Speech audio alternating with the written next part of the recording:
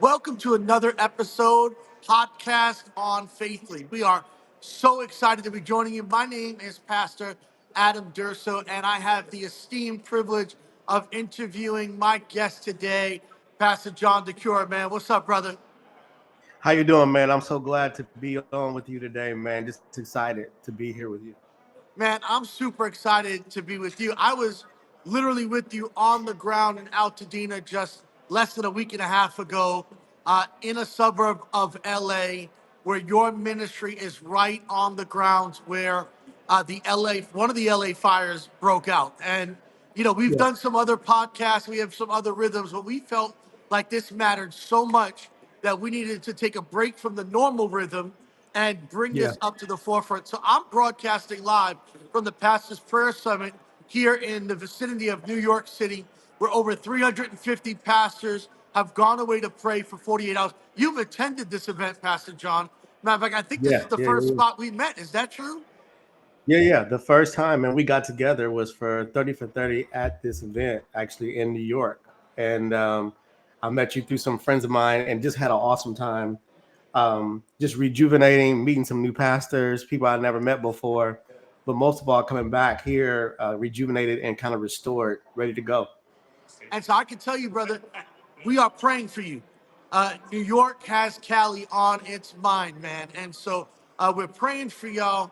Uh, let's start here before we jump into why your ministry is where it is and your history. The fact that Mhm. you and I became friends, not just colleagues, but became Yeah, friends, West Coast, East Coast, because we're both pastors dealing with similar things and made a yes. commitment to relationship. That relationship breeds trust. And so when the call is made literally within 48 hours to go out to Cali, I'm calling you, I'm texting you, Kevin, Pastor Albert Tate, Yeah. those guys. Talk to Yeah. me about why relationship amongst pastors matters so much, especially when a crisis emerges. Let me tell you, you said something that was really, I think, pivotal. The whole trust thing is, uh, I also call it like trust in connection to God's, like, uh, being his synchronization. God has a way of syncing things in ways that we can't explain. Yes. And the first relationship that was fostered was one between me and Pastor Kevin. And he kept telling me, he's like, man, I got to tell you about, I got a homeboy named Adam. And I was like, okay. And then he was like, man, we going. He didn't even ask. The trust that I had established over time with Kevin, because Kevin had given me, not just advice and things of that nature, because he's very, astute himself. The thing that I appreciate about Kevin is that he weekly or biweekly called me and checked on me to see how I was doing after the first time we met. you know, So Good. go ahead, go No. ahead. So like literally after weeks and weeks of that, when he said we're going to New York, I said, why are we going to New York? He was like, I'm taking you to the space. You got to meet my homeboy Adam. So immediately, because I already established trust with him, when I saw you, it was already kind of nailed, and it was already nailed because me and Kevin had already gotten so close that when it came to you, the trust was already built. And then when I got to 30 for 30, the first one, my life was changed almost immediately. I never forget. This was my first impression of 30 for 30. I come into this hotel, I go to whatever floor it's on, and I see this guy just looking out over the balcony. I never forget it. And I go over to him, and he looked like a guy who I listen to weekly and that I admire. And so I say to him, I said, hey, I said, are you Bishop Brunner? Like that, right? And then he says back to me, Adam, he goes, what's your name? I said, my name is John. He goes, are you John? He says the question back to me. And I think the reason why he was doing that, he was basically establishing, like, in this environment, we're brothers. It's not a up and down, a hierarchy, like I'm above or nothing. And so it's at that moment that I knew that I was in the right space, because it was a space where I could just be, I can ask questions, I can glean, I can get wisdom. And then when I met you, it was the exact same. It was like I already knew you. Yeah, I think relationship is the currency of the kingdom, right? So, why is it so important? Before we get into your background, and I want to jump there in a second, but why is it so important that we don't wait for the crisis to start establishing trust and relationship? Why does it matter that trust and relationship already exists? So when a crisis like the LA fires happens, we've already got the currency to be able to make moves in the midst of devastation. Hey, it's funny you said that. I can't tell you how many like predatory practices is happening in our community right now, right? Not just from lawyers and insurance companies, but also from some religious organizations also, right? Where the connections are being made more so for the limelight of the situation, because right now the light is on our city. But when you already have a relationship, you don't have to go through all of the rigmarole of trying to discern the hearts of persons. As soon as you called me, I already knew what you was up to because I know you and I know you care about me. The importance of a relationship is I don't have to navigate through all of my spiritual giftings to try to discern whether you're for me or not. Right. It's like straight to it, right? Soon as you called me and you were like, "I'm coming," I was like, "Okay, let's go, let's do it," right? Literally. So it wasn't literally. It was like, "Meet me tonight," and I was like, soon as Kevin called me, said, "We go tonight." I was like, "No, it wasn't even a question in my mind because I already knew what you were after." And I think that's the importance, I think, of really us bridging the gap between pastors in particular, because when you build relationship, it makes it so much easier when crisis happens to just kind of activate, as opposed to having to build that trust and trying to figure out what people's motivations are and all that kind of a thing. So I know you have served in this community, Altadena, suburb of LA. Give us a little bit around both your ministry there and also what is Altadena as a community. I know for me, a New Yorker, everything's so condensed. We're on top of each other here. LA's so much more spread out, and every time I'm there, Yeah, I'm discovering other parts of LA and coming to you. So talk to me a little bit about your ministry background leading up to how long you've been in this community and what this community specifically represents. absolutely. So I have I'm born and raised Pasadena'n, and if you come to the Pasadena area, what you'll notice is that Pasadena and Altadena is separated by a street called Woodbury. So really, we call it, for our name for both of it, we just call it the Dena, because the Dena kind of includes Altadena and Pasadena. So because it's really just one city, but it's separated by one street. And my father was a prominent pastor in this area.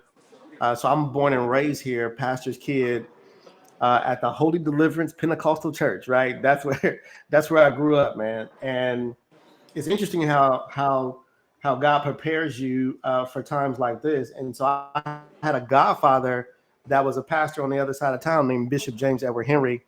And what I would do, because my primary, believe it or not, Adam, was I was a music guy. So I played the organ every Sunday morning from my dad, but I would come over to a church called Victory Bible Church and I would play for my godfather first, and then run over to my dad's because the Pentecostal church started a little bit later, right? Okay.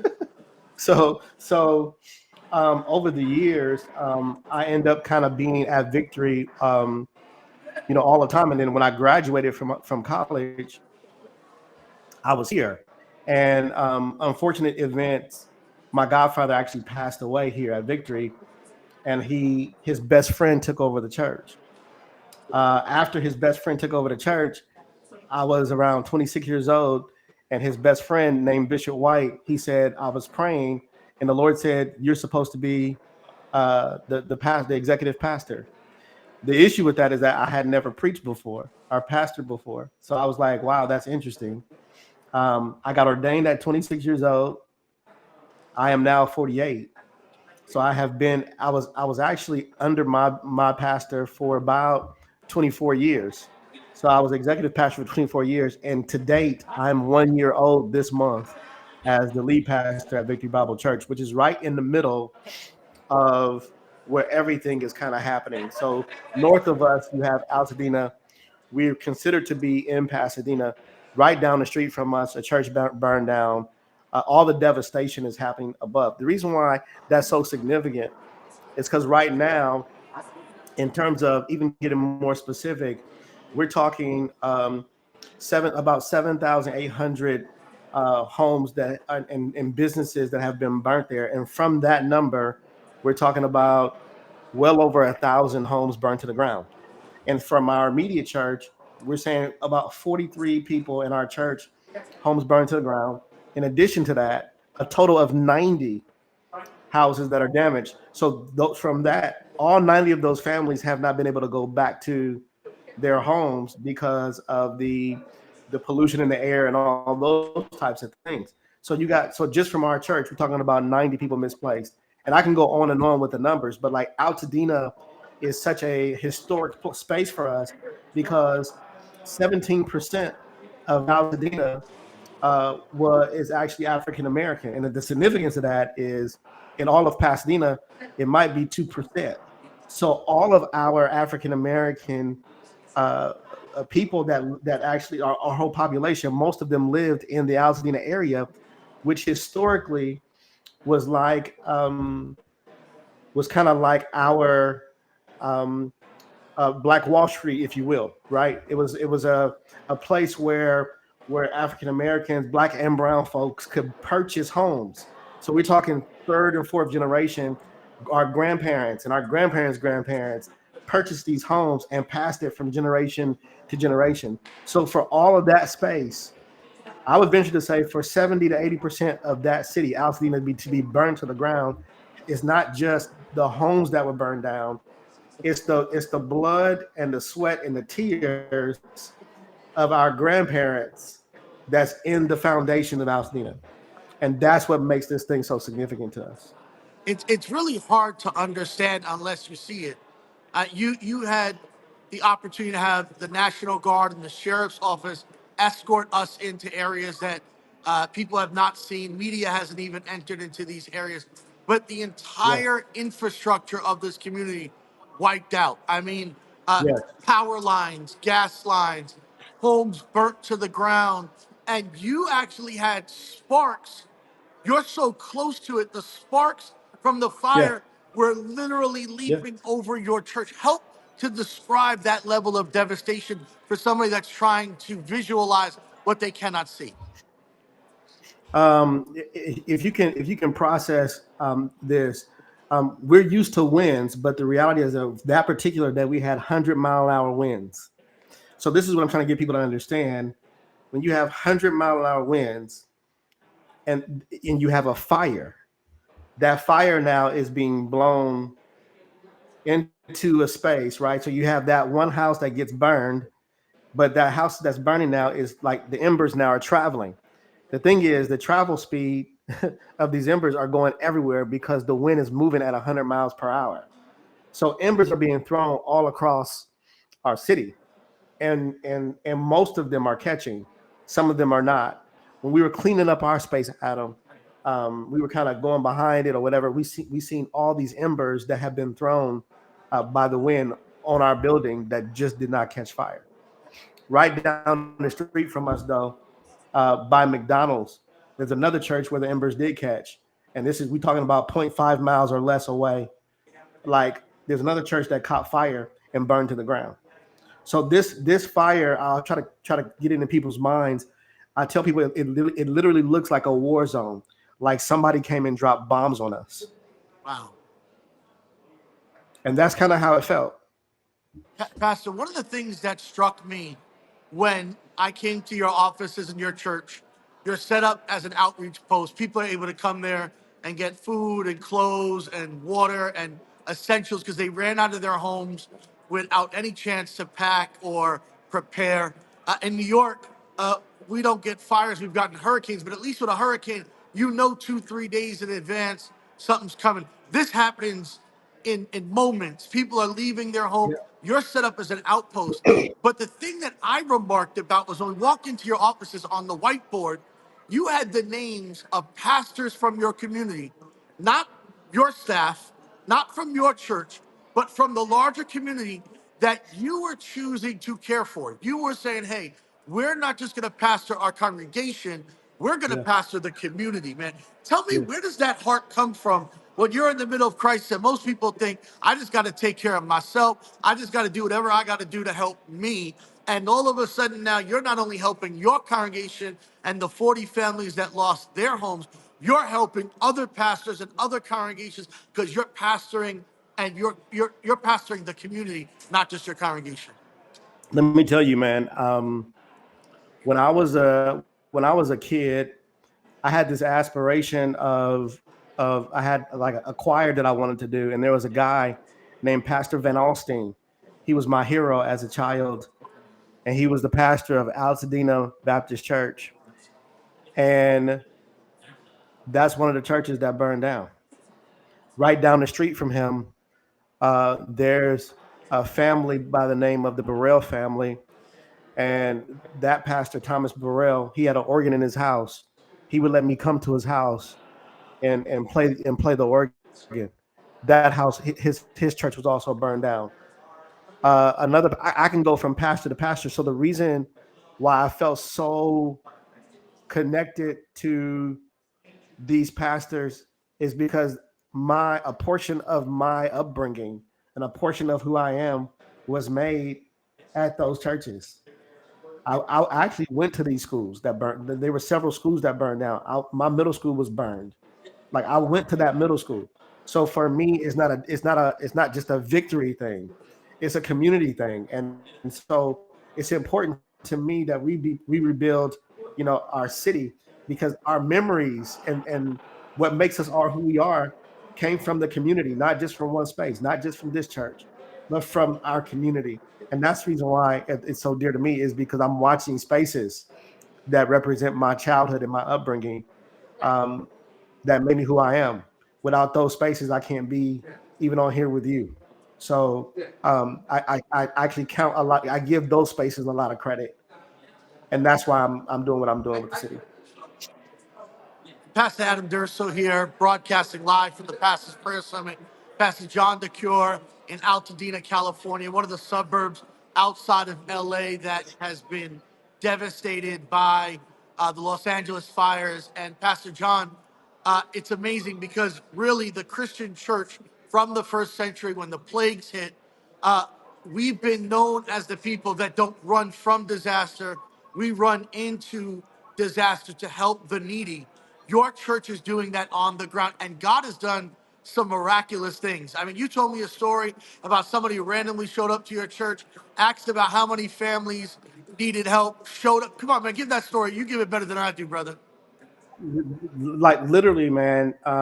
Prior to this miracle, I was helping another organization that I'm a part of called the CCC, and we were attempting to try to raise some money to help all the churches. And so I was using, our facility and our infrastructure to help that organization raise money.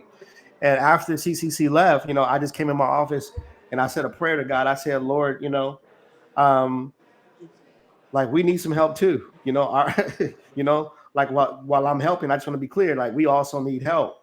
And almost as soon as I say it, I get a knock on the door. This guy comes off the street that I've never seen before. I don't even know who he is. You don't know him. He He's not a walks in. member of your congregation. He's not a You don't member. know this dude. I don't know this guy. He flies in, Adam, from Arizona. He flies in from Arizona. I don't even know who he is. So we go into. He said, he looks me in the eyeballs. He says, Pastor, he says, you're exhausted and you're tired. He said, and I've been watching what you've been doing. Right. And I go, okay. He said, I was sent to help you. I said, okay. All right. He said, how many of your members' houses burned down? I said, 43. He said, I'm going to write a check for $6,000 for each one of them.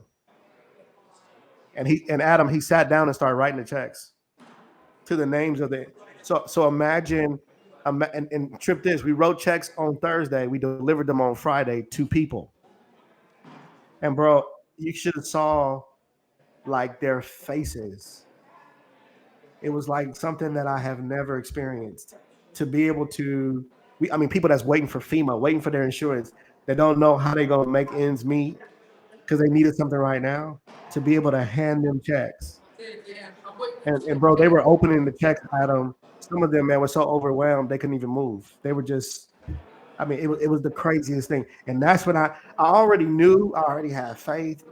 But let me tell you something, when I saw that, it gave me the hope, and it also gave me the assurance that God really truly was in it. Isn't it amazing, man? Like when you put aside even your own needs, your own struggle, stuff you're going through to meet the needs of others, how God comes because he knows exactly what you need and comes to Yeah, meet your need with some random guy who you never met before, who flew in from Arizona. yeah, Dude, yeah, this is inspiring leaders that are listening to this, not only in yeah, LA and on the West Coast, but all over the globe right now because yeah. we need to be encouraged that, man, what we're doing on the front lines, God is cognizant of. And so, man, I've been all in Galatians 6:9. If you do Mm, not grow weary in doing good, in a due season. This is your due season, my brother. In the midst of chaos and mm, devastation and craziness, yeah, this is a due season for victory. It's a due season for Pastor yeah, Jon DeCuir and Albert Tate and the gospel to shine brightly and meet the needs of people on the ground there, dude, man. I'm so blessed to know you and be in relationship with you. Now, there are people that want to help. How yeah, do they help, man? How can they give?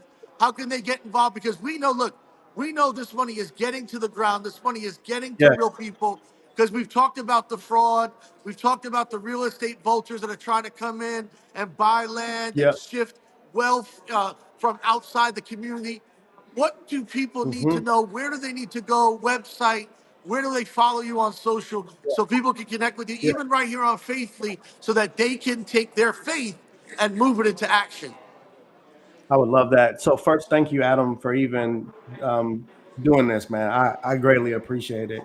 Um, we have a fund that we started called LA Fire Relief Fund.com.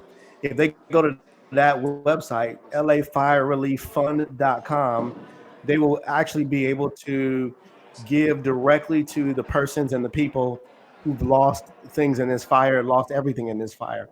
Also, they can go to vbcpasadena.org. That's our church website, and they'll be able to. They can actually give that way too. So either way they give, they can go either to the lafirerelieffund.com or vbcpasadena.com. They can give either way, and that would be greatly appreciated on our end.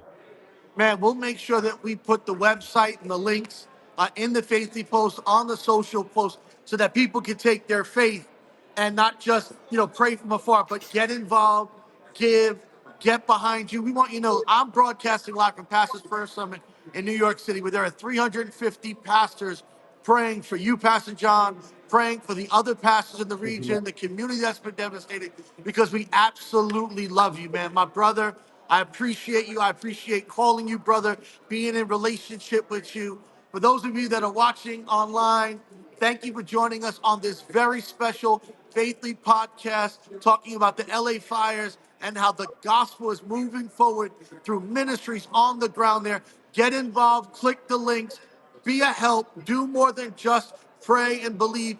Be a help and help in action so that we can get behind our brothers and sisters out there in Altadena and the areas surrounding LA, man. God bless you. Thank you, man. I appreciate you. Bless you, brother.